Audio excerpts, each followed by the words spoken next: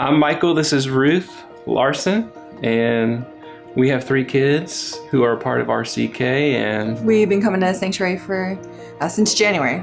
We wanted to get started serving because we knew pretty early on from visiting that we wanted to become covenant partners at the church. And so once we had made that decision to become like members of the church, we knew that we wanted to plug in a meaningful way. We both come from a youth ministry background. We've done youth ministry for decades in other contexts, and so it felt like a pretty natural fit for us. So we started in RCK in April. I started doing the TK class, which is the 4 and 5-year-olds, and Michael's rolling deep over in Wesley Hall. Yeah, I work with the 3rd and 4th graders, which is kind of the experience I had in youth ministry in previous contexts, was that age group, that upper elementary age group. So it felt like a natural fit for me to plug into. And plus I have 2 kids who are in that age group as well. So get to keep an eye on them and at the same time like try to encourage their involvement, their new friendships that are forming, and it's been a lot of fun so far.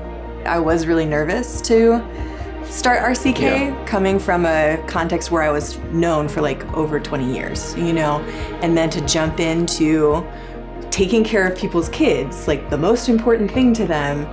And I was just really nervous because I was like, what if I make a mistake? Or what if, like people don't give me the benefit of the doubt just because they don't know me?